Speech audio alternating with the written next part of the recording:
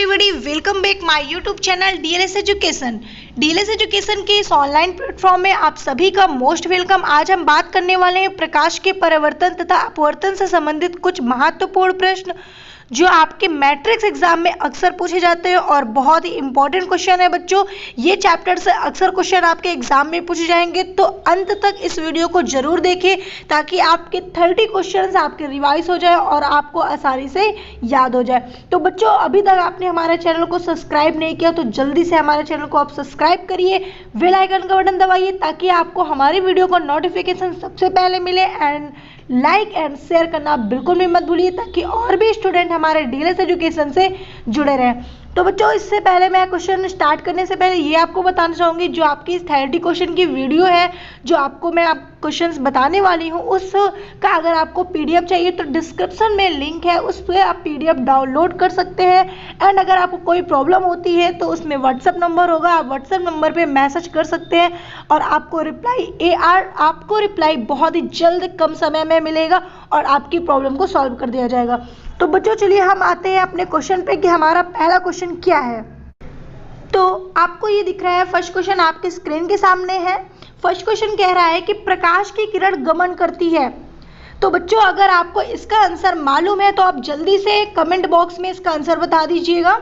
तो ए नंबर अगर हम आते हैं सीधी रेखा में, बी टेढ़ी रेखा में, सी किसी भी दिशा में और डी इनमें से कोई नहीं। तो इन चारों ऑप्शन में से कौन सा आंसर है, जल्दी से आप कमेंट करके मुझे बता दीजिएगा। अगर आपको मालूम है तो बच्चों, इसका आंसर है ए नंबर सीधी रेखा में। सीधी रेखा में प्रकाश की किरण गमन करती है। आइए हम सेकंड क्वेश्चन पे आते हैं। सेकंड क्वेश्चन हमारा क्या कहता है, चलिए जल्दी से। सेकेंड क्वेश्चन आपके स्क्रीन के सामने है बच्चों। जैसे कि आप देख रहे हैं, प्रकाश का वेग न्यूनतम होता है, तो इसका आंसर जल्दी से आप बता दीजिए। अगर हम ऑप्शन पे देखते हैं तो ए नंबर निर्वात में, जल में, वायु में या फिर कांच में। तो बच्चों, इसका आंसर क्या होगा, आपको बताना है कि प्रकाश का वेग न्यूनतम किस में होता है। तो इसका आंसर है बच्चों कांच में। कांच में इसका जो प्रकाश का वेग होता है वो न्यूनतम होता है। थर्ड क्वेश्चन पे आते हैं। थर्ड क्वेश्चन हमारा क्या कह रहा है बच्चों, देखते हैं।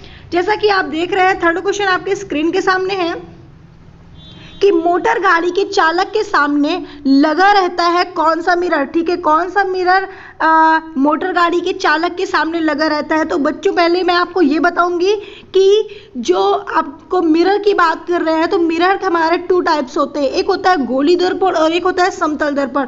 तो इसमें से कई ऑप्शन दिए हैं, 4 ऑप्शन में से देखते हैं। जैसा कि आप देख रहे हैं, ए नंबर दिया है समतल दर्पण, बी उत्तल दर्पण, सी अवतल दर्पण और डी उत्तल लेंस। तो इन 4 ऑप्शन में से आपको चूज करना है कि कौन सा इसका आंसर होगा। तो बच्चों, मैं आपको बता दूं कि इसका आंसर जो होगा वो है उत्तल दर्पण। ठीक है, तो इसका आंसर है बच्चों उत्तल दर्पण। ओके, तो चलिए हम 4th नंबर क्वेश्चन पे आते हैं। इसका 4th नंबर क्वेश्चन क्या कह रहा है, जैसे कि आप देख रहे हैं कि 4th नंबर क्वेश्चन पे ये कह रहा है कि मोटर कार के हेडलाइट पर किस तरह का प्रयोग किया जाता है, या हम कह सकते हैं कि मोटर कार के हेडलाइट पर किस मिरर का प्रयोग किया जाता है। ठीक है, तो बच्चों, किस मिरर का प्रयोग किया जाता है ये आपको बताना है।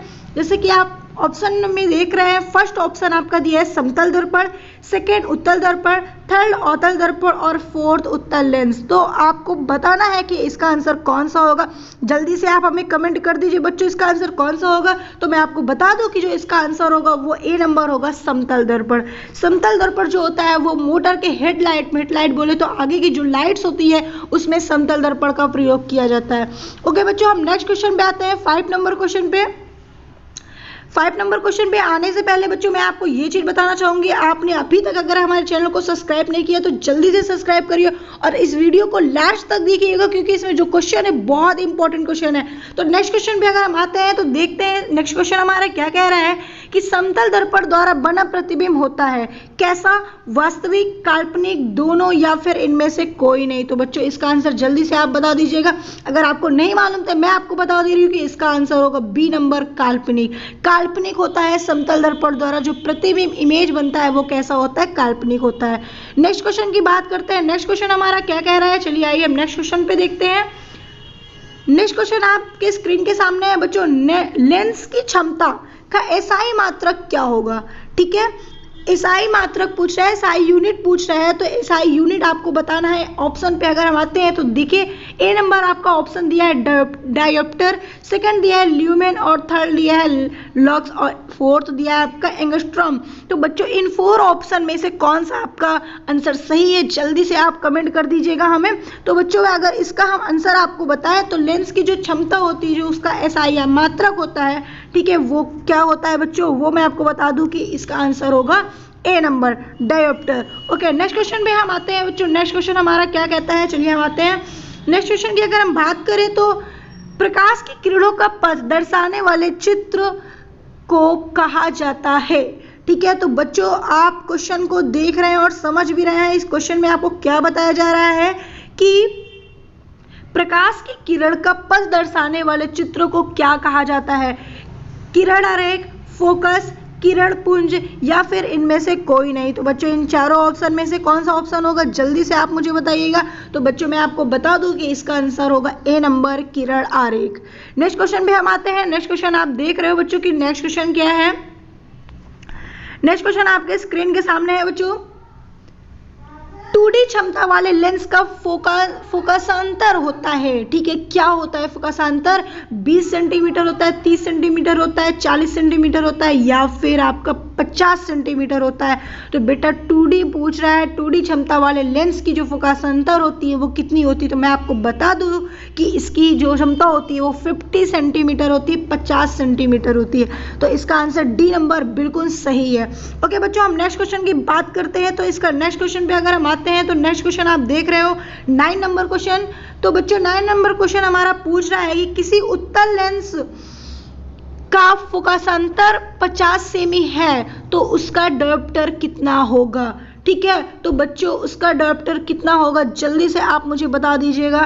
ठीक है, तो मैं आपको बता दूं कि जो इसका आंसर होगा, जैसा कि आपने अभी इससे पहले देखा था तो उसमें आपने बताया था कि इसका आंसर 50 होगा।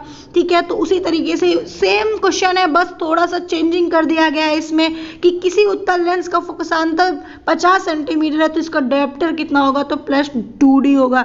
ठीक है, 2D इसका डायोप्टर होगा। ओके बच्चों, हम नेक्स्ट क्वेश्चन पे आते हैं। नेक्स्ट क्वेश्चन हमारा क्या कह रहा है। तो बच्चों जो हमारा नेक्स्ट क्वेश्चन है, ठीक है, वो क्या कह रहा है कि प्रकाश की किरणों के समूह को क्या कहते हैं। ठीक है, मतलब ये कि जो हमारी प्रकाश होती है, जो हमारी किरण होती है, लाइट्स होती है, ठीक है, तो जो लाइट्स की हमारी रे होती है उसके समूह को हम क्या कहते हैं। ये हमारा लाइट्स है और ये किरण है और इस किरण के समूह को हम क्या बोलेंगे बच्चों, तो किरण पुंज बोलते हैं। ओके, तो इसका आंसर बी नंबर बिल्कुल सही है, किरण पुंज है। अगर आपको इसका आंसर मालूम है तो बहुत ही अच्छी बात है बच्चों, जल्दी से मुझे कमेंट कर दीजिएगा अपने नाम और एड्रेस के साथ। ओके बच्चों, मैं नेक्स्ट क्वेश्चन पे आते हैं। नेक्स्ट क्वेश्चन हमारा क्या कह रहा है कि उत्तल लेंस की क्षमता होती है किसमें।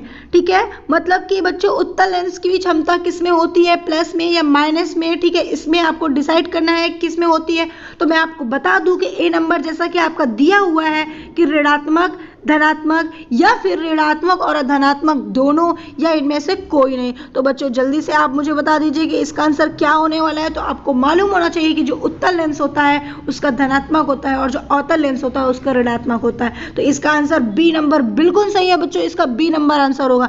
नेक्स्ट क्वेश्चन पे आते हैं बच्चों। नेक्स्ट क्वेश्चन हमारा क्या कह रहा है। तो अगर हम नेक्स्ट क्वेश्चन को देखते हैं तो अवतल लेंस की क्षमता क्या होती है। जैसा कि मैंने आपको पहले ही अभी बता दिया कि उत्तल लेंस का प्लस होता है और अवतल लेंस का माइनस होता है। तो इसका आंसर ए बिल्कुल सही है बच्चों, ये ऋणात्मक होता है। ओके, नेक्स्ट क्वेश्चन की बात करें तो नेक्स्ट क्वेश्चन पे आते हैं बच्चों। इसका नेक्स्ट क्वेश्चन क्या है कि उत्तल लेंस को कहते क्या है। ठीक है, मतलब कि उत्तल लेंस जो होता है वो कैसा होता है, अभिसारी लेंस है या फिर द्वितल लेंस है या अपसारी है या इनमें से कोई नहीं है। तो बच्चों आपको इसमें दोनों में गैस करना है कि इसका आंसर क्या होगा, अभिसारी होगा या फिर द्वितल लेंस होगा या अपसारी होगा या फिर इनमें से कोई नहीं होगा। तो बच्चों मैं आपको बता दूं कि इसका जो आंसर होगा वो अभिसारी लेंस होगा।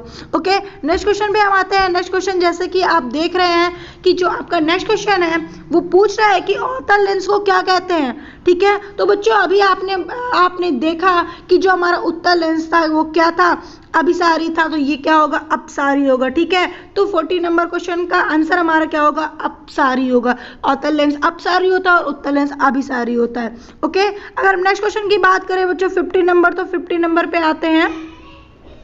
50 नंबर हमारा क्वेश्चन क्या कह रहा है बच्चों, देखिए 15 नंबर जो आपका क्वेश्चन है वो कह रहा है कि निम्न में से कौन सा पदार्थ लेंस बनाने के लिए प्रयुक्त नहीं किया जाता। ठीक है बच्चों, प्रयुक्त नहीं किया जाता ये कह रहा है। ठीक है, तो इसको अगर आप देख रहे हैं तो इसका आंसर आपको पता होना चाहिए कि अगर जल या कांच या प्लास्टिक या मिट्टी। पहले आप क्वेश्चन को समझिएगा कि निम्न में से कौन सा पदार्थ लेंस बनाने के लिए प्रयोग नहीं किया जाता। तो बच्चों इन चारों में से आपको बताना है इसका आंसर क्या होगा। तो बच्चों देखिए ध्यान से समझिएगा कि कांच में भी आप लेंस का प्रयोग करते हो, प्लास्टिक में भी कर सकते हो, जल में भी कर सकते हो, बट मिट्टी में आप लेंस का प्रयोग नहीं करते। ठीक है, तो इसका आंसर डी नंबर होगा बच्चों, आप देख चुके हैं। अब नेक्स्ट क्वेश्चन की बात करते हैं। नेक्स्ट क्वेश्चन आपका क्या है, तो जैसा कि आप देख रहे हैं नेक्स्ट क्वेश्चन की बात करें तो किस दर्पण में हमेशा वस्तु से छोटा प्रतिबिंब बनता है। बच्चों दर्पण मैंने बताया आपको कि दो प्रकार के होते हैं, समतल और गोली दर्पण होते हैं। ठीक है, गोली के भी 2 टाइप्स होते हैं, उत्तल और अवतल लेंस होते हैं। ठीक है, अवतल दर्पण होते हैं। तो पूछ रहा है कि किस दर्पण में हमेशा छोटा प्रतिबिंब बनता है। तो बच्चों आपको बताना है कि समतल में या उत्तल में या फिर अवतल में या फिर इनमें से कोई नहीं, इन चारों में से इसका आंसर कौन सा है बच्चों। तो इसका आंसर होगा उत्तल लेंस। इसका आंसर है उत्तल लेंस। उत्तल लेंस में जो प्रतिबिंब बनता है, जो इमेज बनता है वो हमेशा छोटा बनता है। ओके बच्चों, हम नेक्स्ट क्वेश्चन पे आते हैं। नेक्स्ट क्वेश्चन अगर हम देखते हैं तो जैसा कि आप स्क्रीन में देख रहे हैं आपका नेक्स्ट क्वेश्चन तो दिख रहा है, किस दर्पण से वस्तु का बड़ा प्रतिबिंब बनता है। अब बच्चों आपने देखा था कि उत्तल में आपका छोटा बनता है और अवतल में हमारा कैसा बनता है, बड़ा प्रतिबिंब बनता है। ठीक है, तो अवतल लेंस इसका आंसर होगा बी नंबर, बिल्कुल करेक्ट आंसर है। ओके बच्चों, जल्दी से आपने अगर अभी तक हमारे चैनल को सब्सक्राइब नहीं किया तो प्लीज सब्सक्राइब जरूर करिएगा ताकि आपको हमारी वीडियो का नोटिफिकेशन सबसे पहले मिले। और बच्चों मैं आपसे रिक्वेस्ट करूंगी कि अगर आपने हमारी वीडियो को शेयर नहीं किया तो शेयर जरूर करिए, क्योंकि बहुत सारे स्टूडेंट हैं जो मैट्रिक्स का आपके एग्जाम देंगे और उनके लिए ये वीडियो बहुत ही जरूरी है। तो नेक्स्ट क्वेश्चन पे हम आते हैं। नेक्स्ट क्वेश्चन क्या होगा हमारा कि प्रकाश के परिवर्तन के कितने नियम हैं। ठीक है, प्रकाश का परिवर्तन मतलब कि रिफ्लेक्शन ऑफ लाइट। ठीक है, रिफ्लेक्शन ऑफ लाइट की बात कर रहा है कि रिफ्लेक्शन ऑफ लाइट का कितने नियम हैं। तो बच्चों रिफ्लेक्शन ऑफ लाइट के जो 2 नियम होते हैं, अब ये जो 2 नियम है बच्चों वो कौन कौन से हैं तो मैंने आपको बताया था, जब आपको मैंने रिफ्लेक्शन ऑफ लाइट पढ़ाया था तो बताया था कि रिफ्लेक्शन ऑफ लाइट का जो प्रथम नियम होता है वो कहता है कि आपतित किरण, परिवर्तित किरण और अभिलंब एक दूसरे के समान होते हैं। मतलब कि जो आपतित किरण होती है और परिवर्तित किरण होती है, ये हमारी आपतित और ये हमारी परिवर्तित किरण है। ठीक है, तो जो आपतित किरण और परिवर्तित किरण तथा अभिलंब है वो तीनों समान होते हैं, बराबर होते हैं। ठीक है, तो ये हमारा प्रकाश का परिवर्तन का प्रथम नियम है। और द्वितीय नियम कहता है कि आपतन कोण, परिवर्तन कोण एक दूसरे के बराबर होते हैं, समान होते हैं। ठीक है, तो बच्चों ध्यान दीजिएगा कि जो हमारा प्रथम नियम है वो बोलता है कि आपतित किरण, अभिलंब तथा परिवर्तित किरण एक ही तल पर स्थित होते हैं, और दूसरा नियम कहता है कि आपतन कोण और परिवर्तन कोण एक दूसरे के बराबर होते हैं। ठीक है, अगर हम बात करें कि आपतन कोण और परिवर्तन कोण क्या होता है तो बच्चों मैं आपको बता दूं कि जो हमारा आपतित किरण और अभिलंब के बीच बने कोण को आपतन कोण कहते हैं और परिवर्तित तथा अभिलंब के बीच बने कोण को परिवर्तन कोण कहते हैं। तो ये दोनों कोण एक दूसरे के समान होते हैं। तो इसका आंसर 2 होगा, प्रकाश के परिवर्तन के 2 नियम है। अब हम नेक्स्ट क्वेश्चन पे आते हैं बच्चों। नेक्स्ट क्वेश्चन हमारा क्या कह रहा है, जैसा कि आप देख रहे हैं अपने नेक्स्ट क्वेश्चन को कि फोटोग्राफिक कैमरा का अभिदृश्यक होता है, कैसा अभिदृश्यक होता है। ठीक है, तो बच्चों हम इस पे बात करें तो जो फोटोग्राफी में कैमरा होता है उसका जो दृश्य होता है वो उत्तल लेंस होता है या अवतल लेंस होता है या उत्तल दर्पण होता है या फिर अवतल दर्पण होता है। तो आपको ज़्यादा सोचने की जरूरत नहीं है बच्चों, इसका आंसर है उत्तल लेंस। ठीक है, ए नंबर है, जो फोटोग्राफी के कैमरे में लेंस लगा होता है वो उत्तल लेंस लगा होता है। ठीक है, अब हम नेक्स्ट क्वेश्चन की बात करें बच्चों। नेक्स्ट क्वेश्चन हमारा क्या कह रहा है कि साइड मिरर के रूप में प्रयुक्त होता है। ठीक है, मतलब कि साइड मिरर के रूप में कौन सा दर्पण प्रयुक्त होता है या कौन सा लेंस प्रयुक्त होता है। ठीक है, तो बच्चों अवतल दर्पण या फिर उत्तल दर्पण या उत्तल लेंस या फिर प्रिज्म। तो बच्चों इसका आंसर जो है, इसका आंसर होगा उत्तल दर्पण, बी नंबर। ठीक है, साइड मिरर में उत्तल दर्पण का प्रयोग किया जाता है। अब हम नेक्स्ट क्वेश्चन पे आते हैं। नेक्स्ट क्वेश्चन पे देखते हैं तो नेक्स्ट क्वेश्चन हमारा क्या कह रहा है, आइए स्क्रीन पर देख रहे हैं। जैसे कि बच्चों हमारा जो नेक्स्ट क्वेश्चन है, अगर आप उसे देख रहे हो तो इसमें कह रहा है कि एक अवतल दर्पण की फोकस दूरी 10 सेंटीमीटर है, तो उसकी वक्रता त्रिज्या क्या होगी। ठीक है, अब वक्रता त्रिज्या पूछ रहा है बच्चों। ठीक है, तो आपको इसकी वक्रता त्रिज्या निकालना है। दर्पण की फोकस दूरी कितनी दी है, 10 सेंटीमीटर दी है, और वक्रता की त्रिज्या पूछ रहा है। ठीक है, तो बच्चों आपको मालूम है कि 2D, ठीक है, तो बस इसी फार्मूले से आप निकाल सकते हो। तो इसका आंसर क्या होगा, इसका आंसर 20 हो जाएगा। ठीक है, मैं आपको फिर से समझा दे रही हूँ। इसकी फोकस दूरी 10 सेंटीमीटर दी है और त्रिज्या हमसे पूछ रहा है। ठीक है, और हमारा जो फार्मूला होगा वो होगा 2D। ठीक है, अब बच्चों हमें ये बताना है, यहाँ पे हम क्या करेंगे, इनटू करेंगे और हमारा आंसर कितना होगा, 20 होगा। तो इसका आंसर कितना है, 20। ठीक है, तो आंसर क्या आएगा, 20 सेंटीमीटर। ठीक है, नेक्स्ट क्वेश्चन की अगर हम बात करें तो नेक्स्ट क्वेश्चन आप देख रहे हो कि नेक्स्ट क्वेश्चन क्या कह रहा है कि निर्गत किरण एवं अभिलंब के बीच के कोण को क्या कहते हैं।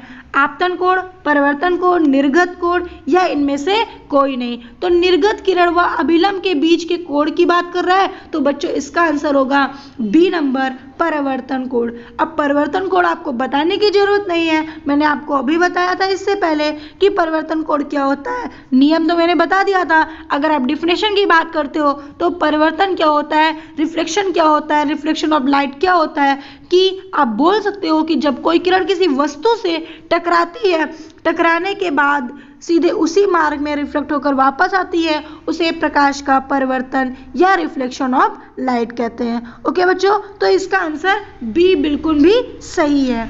ठीक है, अब हम नेक्स्ट क्वेश्चन की बात करते हैं। तो बच्चों जो हमारा नेक्स्ट क्वेश्चन है, ठीक है, वो 25 नंबर पे आते हैं। किसी लेंस के द्वारा सिर्फ काल्पनिक प्रतिबिंब बनता है। ठीक है, उत्तल में, अवतल में, वाइफोकल में या इनमें से कोई नहीं। तो बच्चों इसका आंसर है अवतल। अवतल में हमारा काल्पनिक प्रतिबिंब बनता है। ठीक है, लेंस के द्वारा काल्पनिक प्रतिबिंब अवतल में बनता है। ओके, नेक्स्ट क्वेश्चन की अगर हम बात करें तो नेक्स्ट क्वेश्चन क्या कह रहा है कि परिवर्तन के नियम से निर्धारित है।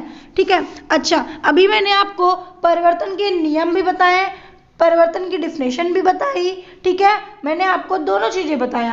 अब आपको इसका आंसर बहुत ही आसानी से पता होगा। बच्चों इसका आंसर मैं सभी से उम्मीद करती हूँ कि मुझे सभी लोग कमेंट करके और अपने नाम के साथ जरूर बताओगे, क्योंकि ये क्वेश्चन बहुत ही इंपॉर्टेंट, बहुत ही अच्छा क्वेश्चन है और मैंने इसके आपको इस क्वेश्चन से रिलेटेड काफी क्वेश्चन बताए हैं। ठीक है, तो जैसे कि एक कह रहा है कि परिवर्तन के नियम से निर्धारित है। ठीक है, अब देखिए आपतन कोण, परिवर्तन कोण, परिवर्तन कोण, अपवर्तन कोण, आपतन कोण, विचलन कोण, इनमें से कोई नहीं। तो बच्चों आपको क्या समझना है, मैंने आपको जब रिफ्लेक्शन ऑफ लाइट की डेफिनेशन बताई तो उसमें ये बिल्कुल भी नहीं बताया कि उसमें अपवर्तन वर्ड है, नहीं बताया। मैंने बताया कि जब कोई किरण किसी वस्तु से टकराती है, टकराने के बाद सीधे उसी मार्ग में वापस आती है, उस घटना को हम प्रकाश का परिवर्तन कहते हैं। ठीक है, रिफ्लेक्शन ऑफ लाइट कहते हैं। एंड मैंने आपको दो नियम बताए कि आपतित किरण, परिवर्तित किरण तथा अभिलंब एक ही तल पर स्थित होते हैं। ठीक है, और मैंने दूसरी चीज बताया कि आपतन कोण, परिवर्तन कोण एक दूसरे के बराबर होते हैं। तो इसका मतलब बच्चों इसका आंसर तो ए होना चाहिए, क्योंकि ना इसमें कोई विचलन कोण आया और ना ही इसमें अपवर्तन का कोई नाम आया। तो सिंपल सी बात है कि परिवर्तन के नियम का दूसरा नियम ये कहता है कि आपतन कोण परिवर्तन कोण के बराबर होते हैं। तो बच्चों ए नंबर बिल्कुल सही है। ओके, अब हम नेक्स्ट क्वेश्चन पे आते हैं। नेक्स्ट क्वेश्चन अगर हम देख रहे हैं कि काल्पनिक प्रतिबिंब होता है, तो बच्चों काल्पनिक प्रतिबिंब जो हमारा होता है वो कैसा होता है, सीधा, उल्टा, दोनों या फिर कोई नहीं। तो इन चार ऑप्शन में से इसका आंसर कौन सा सही होगा। ठीक है, तो ये ए नंबर आप बिल्कुल भी आप सोच लीजिए कि आंसर आपका बिल्कुल सही है और जल्दी से इस क्वेश्चन को रिवाइज कर लीजिए। और आपको अगर कोई क्वेश्चन में प्रॉब्लम होती है तो आप कमेंट करके बिल्कुल पूछ सकते हैं बेफिक्र। ओके बच्चों, नेक्स्ट क्वेश्चन पे हम आते हैं कि नेक्स्ट क्वेश्चन हमारा क्या कहता है। तो बच्चों नेक्स्ट क्वेश्चन पे देखिए, कि लेंस में मुख्य फोकस की संख्या कितनी होती है। तो बच्चों लेंस की बात कर रहा है और उसकी फोकस संख्या जो होती है वो होती है 2 फोकस संख्या होती है। ओके, अगर नेक्स्ट क्वेश्चन पे हम आते हैं तो बच्चों नेक्स्ट क्वेश्चन हमारा क्या कह रहा है कि सर्च लाइट का परावर्तक सतह होता है। ठीक है, तो बच्चों सर्च लाइट का जो परावर्तक सतह होता है वो क्या होगा, उत्तल, अवतल, समतल या कोई नहीं। ठीक है, तो इसका आंसर बी नंबर है, अवतल। ठीक है, सर्च लाइट का जो परावर्तक सतह होता है वो अवतल होता है। ठीक है, नेक्स्ट क्वेश्चन पे अगर हम आते हैं बच्चों तो नेक्स्ट क्वेश्चन आप देख रहे हो बहुत ही अच्छा क्वेश्चन है। ठीक है, देखिए कह रहा है कि दाढ़ी बनाने में कौन सा दर्पण प्रयुक्त होता है। सभी के घर में अगर आपके पापा जी, बाबा जी, ठीक है, अगर बनाते होंगे तो आपने देखा होगा कि उस दर्पण में कौन सा लेंस लगा होता है, ये कौन सा दर्पण लगा होता है। ठीक है, मैंने बताया कि दर्पण 2 प्रकार के होते हैं, समतल और गोली भी 2 प्रकार के होते हैं, उत्तल और अवतल। तो बच्चों इनमें से कौन सा दर्पण दाढ़ी बनाने वाले में लगा होता है, तो अवतल दर्पण लगा होता है। ठीक है, अवतल दर्पण याद रखिएगा कि इसका आंसर होगा अवतल दर्पण। ठीक है, अच्छा तो बच्चों इस तरीके से मैंने आपको 30 क्वेश्चन इस चैप्टर के बताए जो बहुत ही इंपॉर्टेंट और बहुत ही अच्छे क्वेश्चंस थे, जो आपके मैट्रिक्स एग्जाम में पूछे जाते हैं और अक्सर पूछने वाले क्वेश्चंस हैं। तो इस क्वेश्चन को बिल्कुल भी मिस मत करिएगा एंड इस वीडियो को लास्ट तक जरूर देखिएगा, क्योंकि अगर ये क्वेश्चन आपके तैयार हो गए तो ये आप समझ लीजिएगा कि आपको आधा क्वेश्चंस ऐसे ही तैयार हो जाएंगे, क्योंकि मैंने इसमें आपको जो क्वेश्चंस बताया है उसके साथ साथ आपको कुछ ना कुछ चीजें नियम के साथ बताया है ताकि आपको कुछ चीजें समझ में आए। ओके बच्चों, तो बच्चों अगर आपको हमारी वीडियो पसंद आई तो प्लीज लाइक करना बिल्कुल भी मत भूलिएगा एंड हमारे चैनल को सब्सक्राइब करिए, बेल आइकन का बटन दबाइए ताकि आपको हमारी वीडियो का नोटिफिकेशन सबसे पहले मिले और शेयर करना बिल्कुल भी मत भूलिए। ओके बच्चों, थैंक यू।